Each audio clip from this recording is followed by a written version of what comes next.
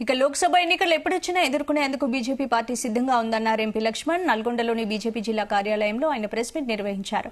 తెలంగాణలో 10 లోక్సభ స్థానాల్లో 30% ఓట్లే బీజేపీ లక్ష్యమని తెలిపారు. తెలంగాణలో బీఆర్ఎస్ కనుమరుగయ్యే పార్టీ అని విమర్శించారు. కాంగ్రెస్ అమలు చేయలేని హామీలను ఇచ్చి రాష్ట్రాన్ని అప్పుల ఊబిలోకి నెట్టే ప్రయత్నం చేస్తుందని విమర్శించారు. కేంద్రంలో ప్రధాని నరేంద్ర మోడీ ప్రవేశపెడుతున్న సంక్షేమ పథకాలను గ్రామాన విస్తృతంగా ప్రచారం చేయాలని కార్యకర్తలకు సూచించారు లక్ష్మణ్.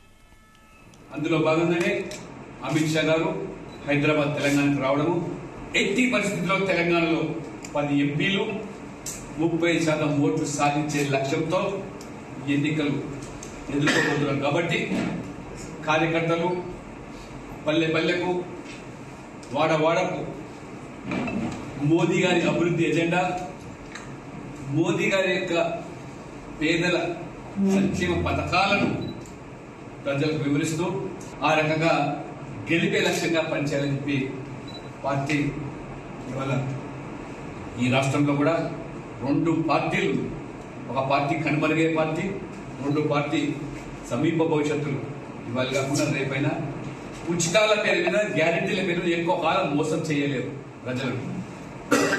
కర్ణాటకలో తేలిపోయింది, హిమాచల్ ప్రదేశ్ లో తేలిపోయింది కాబట్టి ప్రజలు తిరగబడుతున్నారు.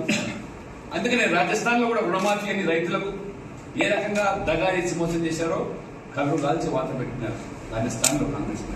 అందుకనే తెలంగాణలో కూడా మీరు అమలుకు సాధ్యం కాని హామీలు ఇచ్చి ఇవాళ ఓటు పెట్టుకోవచ్చు, కానీ భవిష్యత్తు ఇవాళ పూర్తిగా అప్పుల ఊబిలోకి నెత్తబడ్డ రాష్ట్రాన్ని అది గట్టెక్కించాలంటే అది బీజేపీ డబుల్ ఇంజిన్ సర్కార్ మోదీ గారి వల్లనే సాధ్యమనే విషయాన్ని త్వరలో తేలిపోతుంది. కాబట్టి పార్లమెంట్ మాత్రం ఎవరు ఎన్ని చెప్పినా ఈ రాష్ట్రంలో కూడా అన్ని పార్టీలకు మించి ఇవాళ 10 ఎంపీలను సాధించి 30% ఓట్లు సాధించే లక్ష్యంగా మేము ముందుకు పోతాం.